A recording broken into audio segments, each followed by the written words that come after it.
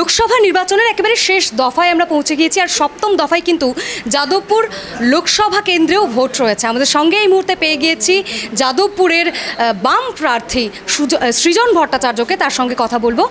প্রথমেই বলে দিই যে তৃণমূল বা বিজেপিকে আক্রমণ না করে প্রশ্নগুলোর উত্তর দিতে, একেবারে শেষ মুহূর্তের যেহেতু এটা একটা সাক্ষাৎকার, তো যাদবপুরবাসীর হয়ে কিছু প্রশ্ন আমার রয়েছে, সেগুলো করব। প্রথমেই যে প্রশ্নটা রয়েছে, স্বাধীনতার পর থেকে এমন কোন তিনটে সমস্যা যাদবপুরে রয়েছে যে তিনটে সমস্যার এখনও সমাধান হয়নি, যেগুলো তুমি জিতলে সমাধান করতে চাও? যাদবপুর একটা ডাইভার্স কনস্টিটুয়েন্সি, একদম কলকাতার মতো মেট্রো সিটি আছে যাদবপুর, টালিগঞ্জ, এইসব চত্বর। শহর হয়ে উঠছে, মেট্রো সিটির অংশ হয়ে উঠছে এমন একটা বড় পার্ট আছে। মফস্বল আছে, গঞ্জ আছে, আবার একদম ইন্টেরিয়ার গ্রাম আছে। তাহলে বিভিন্ন এলাকার মানুষের উন্নয়নের ক্ষেত্রে, উন্নতির ক্ষেত্রে কিছুটা অসম বিকাশের প্রশ্ন আছে। আমার কাজ যাদবপুরের মানুষের আপওয়ার্ড মোবিলিটিকে এনশিওর করা, অর্থাৎ যাদবপুরের মানুষ তাদের প্রাত্যহিক জীবনে যে সুযোগ সুবিধা, ওই যে আমি বললাম অন্ন, বস্ত্র, বাসস্থান, শিক্ষা, স্বাস্থ্য, কর্মসংস্থানের প্রাথমিক সুযোগগুলো যাতে সর্বত্র সমানভাবে পান, সেইটার বন্দোবস্ত আমি করতে চাইব। এক। দুই হলো, এই বড় কনস্টিটুয়েন্সি হওয়ার কারণেই যোগাযোগ ব্যবস্থা, যাতায়াত ব্যবস্থা, সেখানে অনেকগুলো গুরুত্ব দিয়ে দেখার বিষয় আছে। মেট্রোটাকে বারুইপুর অবধি নিয়ে যাওয়া, ক্যানিং, লক্ষ্মীকান্তপুর, নামখানা লাইনে লোকাল ট্রেন বাড়ানো, চম্পাহাটির ফ্লাইওভার, ইভেন হার্টল্যান্ড যাদবপুর শহর, সেখানেও এই ধরনের ফ্লাইওভারের দাবি দেওয়া যে একদম নেই তা নয়। এই কতগুলো, গড়িয়া, সোনারপুর রেল স্টেশনে আন্ডারপাস, অর্থাৎ মোবিলিটি, সেই প্রশ্নটাকে খানিকটা জোর দিয়ে দেখা। আর যাদবপুর লোকসভার একটা বড় অংশ জুড়ে লুটতরাজের মধ্যে মানুষ দিন কাটাচ্ছে। লুটতরাজ কারা করছে আমায় বলে দিতে হবে না, তুমি বলেছো তৃণমূল বিজেপিকে অ্যাটাক না করে বলতে, কিন্তু লোকে হা বললেই হাওড়া বুঝবে। তাহলে যারা লুটতরাজ করছে তাদের হাত থেকে মানুষের কাছে পরিষেবা সবথেকে বেশি পৌঁছে দেওয়া, এইটা এই মুহূর্তের কাজ। এর সাথে বাস্তুজমি পাট্টা দেওয়া, কলোনি এস্টাবলিশ করা, ওপার থেকে আসা, তার দীর্ঘ লড়াইয়ের ইতিহাস, কৃষক আন্দোলনের দীর্ঘ লড়াইয়ের ইতিহাস, এগুলো যাদবপুরে আছে। শ্রমিক আন্দোলনের কতগুলো, মানে শ্রমিক পকেট কতগুলো আছে, সেগুলোর যেমন যেমন ডেভেলপমেন্ট হয়েছে, ইতিহাস করেছে, তার সাথে এখনকার বাস্তবতায় কী ডেভেলপমেন্ট করানো যায়। কিন্তু মানে একটু সামিট আপ, এক, মানুষের বেসিকটা যেন গ্রাম শহর নির্বিশেষে একই রকমভাবে সুযোগ পান। দুই, যাতায়াত ব্যবস্থা। আর তিন, লুটতরাজের হাত থেকে রক্ষা করা। আমি একটু টু দ্য পয়েন্ট আনসার চেয়েছিলাম, যদিও আমি বলেছিলাম যে স্বাধীনতার পর থেকে সমস্যাগুলোর সমাধান হয়নি। কিন্তু কিন্তু আরও একটা প্রশ্ন উঠে যায়, যে বিষয়গুলো তুমি বললে যে এই লুটতরাজ, তাহলে কি না না না লুটতরাজ, এই যে তাহলে বামফ্রন্ট আমল, আমরা এক দীর্ঘ সময়, এবং সুজন চক্রবর্তী তিনি দীর্ঘ সময় সাংসদ ছিলেন, তাহলে তখনও কি তাহলে এই সমস্যাগুলো ছিল? এই সমস্যাগুলো তাহলে তখন সমাধানের চেষ্টা করা হয়নি কেন? না, এই সমস্যাগুলো সেই সময় ছিল না। স্বাধীনতার পর থেকে যেমন আমায় অঙ্ক করতে হবে, আমি তো 2024 সালে ফাইনালি মানুষের সমস্যাটা দেখতে হবে। এই লুটতরাজ নির্দিষ্টভাবে তৃণমূল যাদবপুরের ঘাড়ে জাঁকিয়ে বসা, বামফ্রন্ট সরকারটা চলে যাওয়া, এবং তারপরে বিভিন্ন মিউনিসিপ্যালিটিগুলো, পঞ্চায়েতগুলো তৃণমূলের চুরি ডাকাতির আখড়া হয়ে যাওয়ার পরে এই লুটতরাজের সমস্যা শুরু হয়েছে। যাদবপুর কিন্তু ফার্টাইল ল্যান্ড। যাদবপুর সামগ্রিকভাবে কেউ মানে সমৃদ্ধ একটি জনপদ, তাহলে যাদবপুরকে যে লুট করতে চায় তারও লুট করার উপকরণ প্রচুর। আবার যাদবপুরের জন্য কেউ ভালো করে কাজ করতে চাইলে মানুষের জন্য অনেক কিছু করার আছে। তৃণমূলের আমলে গত 8-10-12 বছরে, সেটা স্বাধীনতার পরেই যাদবপুর লুট হচ্ছে। লুটের হাত থেকে যাদবপুরকে বাঁচানো। আর আমি বলেছি যাতায়াত, আরও কতগুলো অনেক ডেভেলপমেন্ট হয়েছে, আরও কতগুলো করা।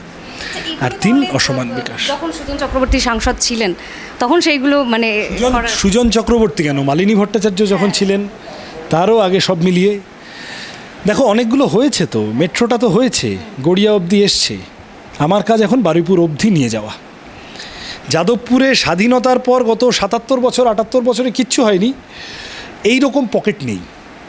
কিন্তু আমার কাজ এখন উন্নয়নের ব্যাটন সুজন চক্রবর্তীরা অবধি যতদূর হয়েছিল গত 15 বছরে থমকে গেছে, সেই বাকি কাজটুকু করা।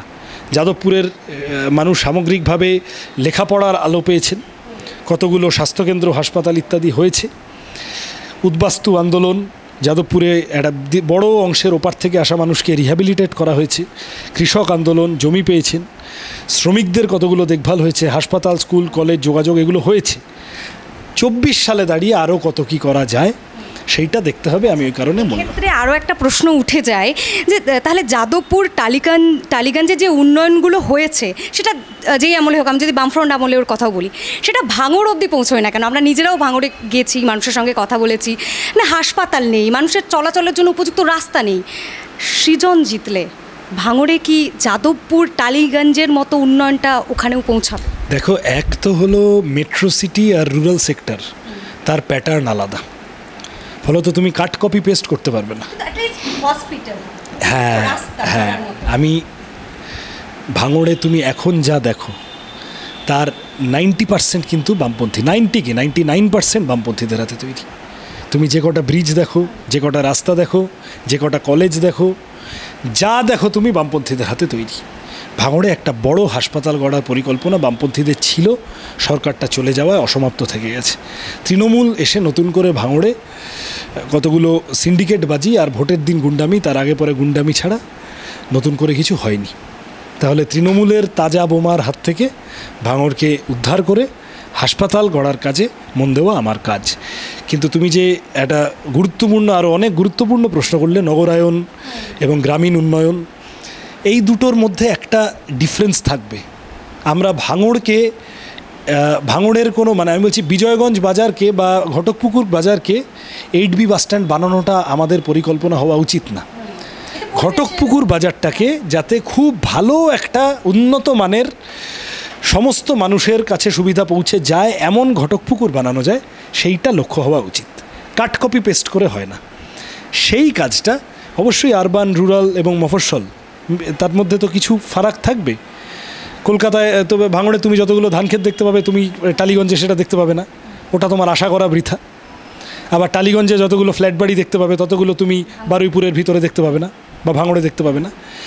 যে এলাকার বাস্তুতন্ত্র, তার পরিবেশ বুঝে সেই এলাকার ম্যাক্সিমাম উন্নয়ন, সেইটা করার মতো আমরা এগোতে চাই। আচ্ছা, আমি অন্য কোনো দলের প্রার্থীর সঙ্গেও তুলনা টানছি না, একেবারে সিপিআইএমেরই প্রার্থীর প্রসঙ্গ টানছি। মুর্শিদাবাদের সিপিআইএম প্রার্থী মোহাম্মদ সেলিম, তার ম্যানিফেস্টো এক্সক্লুসিভ ম্যানিফেস্টোতে তিনি বলছেন যে ডোমকলে ট্রেড করিডোর করবেন, কাকমারি চর থেকে বাংলাদেশে ব্যবসা করতে সুবিধে হবে।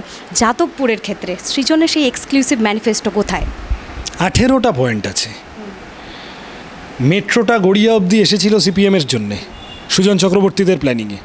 মেট্রোটাকে এবার বারুইপুর অবধি নিয়ে যাব। বারুইপুরে একটা কোল্ড স্টোরেজ করব এবং পেয়ারা, লিচুর জন্য প্রসেসিং হাব তৈরি করার চেষ্টা করব, সবজির জন্য কোল্ড স্টোরেজ। চম্পাহাটির ফ্লাইওভারটা করব। সোনারপুর গড়িয়া রেল স্টেশনে আন্ডারপাস করব। ক্যানিং, নামখানা, লক্ষ্মীকান্তপুর লাইনে লোকাল ট্রেন বাড়াবো। সোনারপুরে জগদ্দলে আইটি পার্ক বুদ্ধবাবু শিলান্যাস করেছিলেন, পড়ে আছে 13 বছর 14 বছর ধরে, সম্পন্ন করব। হার্ডওয়্যার পার্ক, যাতে এখানকার ছেলেমেয়েরা এখানে কাজ পায়। যাদবপুরে বৃষ্টির জল ধরে রাখার জন্য, হারভেস্ট করার জন্য জলাধার বানাবো। সাদার্ন বাইপাসের উন্নয়ন করব, বামপন্থীদের অবদান।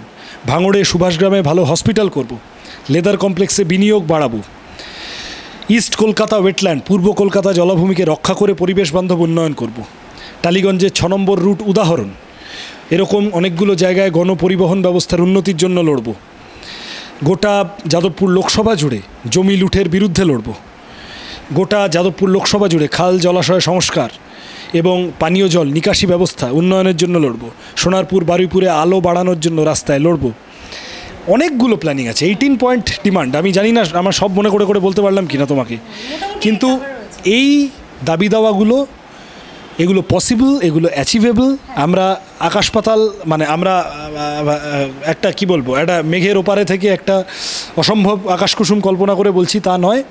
যা পারবো সেটা বলছি, এটা করতে চাই ভাঙড়ের মানুষের যাদবপুরের মানুষের আশীর্বাদ নিয়ে। অবশ্য আমার একটা প্রশ্নও ছিল এটা নিয়ে, যে এই বারুইপুরের যে চাষি রয়েছে, ফল চাষিদের নিয়ে সেভাবে আমরা দেখছি না কাউকে কথা বলতে। তো এই ফল চাষিদের নিয়ে বিশেষ কী ভাবনা আছে, যেটা এর আগে কোনো দল বা কোনো সাংসদ কেউ করেনি কখনো? না, আমি তো বললাম বারুইপুরের ফল অনেক রকম ফল, ওটা সবজির ফলের ক্ষেত্রেও কিন্তু সবটা ফল কোল্ড স্টোরেজে হয় না। পেয়ারা লিচু, তার জন্য প্রসেসিং হাব, এই দুটি ফলকে ব্যবহার করে কত রকমের প্রোডাক্ট তৈরি করা যায়, এটা পরিকল্পনার বিষয়। বিশেষজ্ঞদের ফলটা নষ্ট হয়ে যায়, পরিকল্পনা নেই তো কোনো, এবং ওই কাছারি বাজারে এসে তারা বিক্রি করেন সেরকম, বা আরও এখানে ওখানে সেখানে আসে। আরেকটা ফল আশফল, তার কিছু করা যায় কিনা দেখতে হবে। এমনি আম ইত্যাদি সব তো আছে, এটা গোটা মানে এটা বাংলার ফল। আমার পরিষ্কার কথা হলো যে এগুলো যাদের পরিকল্পনা করার কথা তারা চুরি ডাকাতিতে ব্যস্ত। তুমি গ্রামের চাষিদের কথা বললে, এই বোরো চাষটা হলো, ধান উঠেছে, কুইন্টাল প্রতি 1700 টাকা পাওয়ার কথা, 1100-1200-র উপরে পাননি মানুষ, তাহলে ওইটা করতে হবে। ক্ষেত মজুরের রোজের টাকা কম, গ্রামীণ অর্থনীতি খুব ভালো জায়গায় নেই, এবং এই যা সরকারি প্রকল্প এর সাহায্য সবাই পাচ্ছে ভেবো না। তৃণমূলের গর্জন আছে অনেক, বর্ষণ আসলে অতটা নেই, বিজ্ঞাপনে খরচা বেশি। তাহলে মানুষের কাছে সরকারি প্রকল্পের সুবিধা পৌঁছে দেওয়া, কৃষক ক্ষেত মজুরের প্রাপ্যটা নিয়ে আসা, এবং এই ধরনের স্থানীয়, তুমি যেটা বললে সবজি বা ফলের ক্ষেত্রে স্থানীয় প্রোডাকশন, তার শিল্প তৈরি করে কিভাবে তাকে আরও এগিয়ে নেওয়া যায় সেটা বিশেষজ্ঞদের পরামর্শ নিয়ে করতে হবে। তুমি নিজে যাদবপুর থেকে পুরো পড়াশুনো করেছো, আমরা জানি দেশের শ্রেষ্ঠ বিশ্ববিদ্যালয়গুলির মধ্যে অন্যতম এটি একটি। কিন্তু এখানে মানে দীর্ঘদিন আমরা দেখলাম 20 বছরেরও বেশি সাংসদ থেকেছে যাদবপুরে, খুব সম্ভবত যদি ভুল না হয়ে থাকে। তো এখানে তাহলে শিক্ষাগতার হারটা কেন মানে সেই হওয়ার অংশে আমরা দেখছি না, মানে 67.77, যেখানে জাতীয় গড় দেখা যাচ্ছে 77.77। এক্ষেত্রে যাদবপুর লোকসভায় দেখো, পশ্চিমবঙ্গে বামপন্থীরা যখন শুরু করেছিল, পশ্চিমবঙ্গ জুড়ে, আমি যদি খুব ভুল না বলি, একটু এদিক ওদিক করতে পারি, তুমি চেক করে নিও, লিটারেসি রেট ছিল 24%। বামফ্রন্ট যেদিন চলে গেল 34 বছর পর, লিটারেসি রেট 77%। ছাত্র হতে পারে এমন 99.96% ছাত্র তারা পড়াশোনা করতে যেত। এই যে বিকেন্দ্রীকরণ শিক্ষার, তার তো একটা পজিটিভ এফেক্ট হয়েছিল। আমি এই 67%কেও সুতরাং ফেলে দিতে পারি না।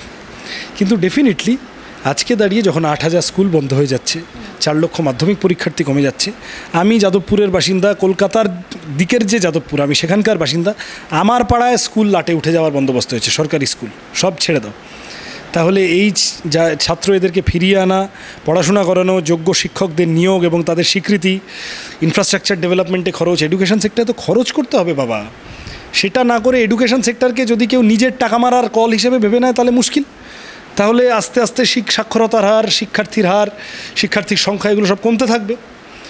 যাদবপুর লোকসভা জুড়ে বামফ্রন্টের সময় একটা বিকেন্দ্রীকরণ হয়েছে, সেটাকে আরও ডেভেলপ করার অবকাশ আছে। সেই কাজটাই করতে চাইছি বলে শিক্ষা খাতে সরকারি বরাদ্দ বাড়ানোর লড়াই করব পার্লামেন্টের ভিতরে এবং বাইরে, সেই কথাটা বলছি। দেখা যাক। এখন শেষ প্রশ্ন, মিমি চক্রবর্তী, লাস্ট এমপি যাদবপুরের, তাকে যাদবপুরের সাংসদ হিসেবে 10-এ কত দেবেন?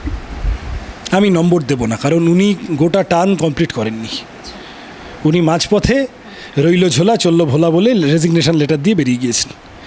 নম্বর দেব না এই কারণে, কারণ ওনার প্রতি আমার একটু খারাপ লাগাও সব মিলিয়ে হয়েছে যে উনি হচ্ছেন সেই বিরল কেস যিনি তৃণমূলের সরকার থাকাকালীন তৃণমূলের এমপি হয়ে তৃণমূলের হাতে জাল ভ্যাকসিন খেয়ে গেছিলেন করোনার সময়। তা ওনার দলের লোকেরাই ওনাকে নম্বর দেয়নি, আমি কি নম্বর দেব? এই ধরনের ঘটনা যাতে রিপিটেড না হয়। এখন মুখ্যমন্ত্রী ম্যানেজ দেওয়ার জন্য বলছেন আগেরবার ভুল হয়ে গেছিলো, এবার আপনারা, আগেরবার ভুল হয়েছে। যে কেউ যে কোনো পেশা থেকে আসতে পারেন, দেবদূত ঘোষও তো অভিনেতা, পয়েন্টটা সেটা নয়। পয়েন্টটা হচ্ছে whether that person is sincere enough to deliver to the people for 5 long years. আমি রাজনৈতিক কর্মী, আমি কারুর সাথে তুলনা বা নিজেকে বাড়তি দেখিয়ে বলতে চাইবো না, সেটা আমার স্বভাব বিরুদ্ধ। কিন্তু আমি এইটুকু তো বলতেই পারি যে আমি এই কাজটা করি, this is what I do 24/7। এখন অন্য কাজের মধ্যে থাকা মানুষজন তারা যদি সিনসিয়ারলি মতাদর্শগত বোঝাপড়া নিয়ে আসেন, যেমন আমি জানি দেবদূতদাকে, যেমন জানি বিপ্লব চ্যাটার্জিকে, তাহলে এক জিনিস। কিন্তু কেউ যদি পার্ট টাইমার হয়ে যান পলিটিক্সে, তাহলে তিনি রাজনীতির কাজ, জনপ্রতিনিধির দায়িত্ব, এগুলোর গুরুত্ব বুঝবেন না, এগুলোর ওয়েটেজ বুঝবেন না। তখন পার্লামেন্টের থেকে টিকটকে বেশি থাকা হবে, আর যাদবপুরের মানুষ হাপিত্তেশ করবে এমপির দেখা পাই না বলে। অবশ্যই মিমি চক্রবর্তীর পার্লামেন্টে অ্যাটেন্ডেন্স নিয়ে সমালোচনা রয়েছে, বিতর্ক রয়েছে, কিন্তু যে প্রশ্নগুলি তিনি করেছেন, যেটুকুই গিয়েছেন, সেগুলো নিয়ে কি কিছু শেখার আছে বা মানে বিতর্ক তো কী মনে করো? কারণ তিনি যে একটা প্রশ্ন আমি তুলতে চাই। একটা যাত্রীবাহী ট্রেনের জন্য বলেছেন, যেটা হচ্ছে গিয়ে অসুস্থ মানুষদের জন্য, এটাকে আমিও দেখেছি উনি যে অল্প কদিন গিয়েছেন 2-4টি কাজের প্রশ্ন করেছেন। তা আমি তো যাদবপুরের ভোটার, উনি আমারও এমপি, আমি খুশি হতাম উনি যদি আরও বেশ কদিন গিয়ে আরও কয়েকটা বেশি প্রশ্ন করতেন। এই প্রশ্নগুলো নিয়ে খুশি, যে প্রশ্নগুলো করেছেন। আচ্ছা, প্রশ্ন করেছেন, হাওয়ায় ছেড়ে দিয়েছেন, কিন্তু গোটাতে হবে তো। রাজনীতিতে তো সুতো খালি ছাড়লে হয় না, গোটাতে হয়। তাহলে ওনাকে দপ্তরে দপ্তরে দৌড়াতে হতো, রেলমন্ত্রীকে ফিট করতে হতো, পড়ে থাকতে হতো, পার্সু করতে হতো, বাজেটারি অ্যালোকেশন করি ওই ট্রেন নিয়ে আসতে হতো।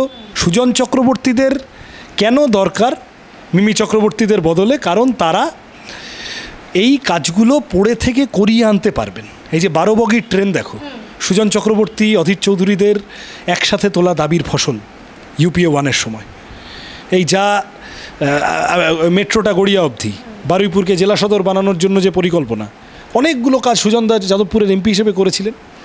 যাদবপুরের এমপির বাড়িতে দরবার বসছে, মানুষ এসে তার বিপদে আপদে কাগজ সই করিয়ে নিয়ে যাচ্ছে, আলোচনা করছে, চর্চা করছে, পরামর্শ নিচ্ছে।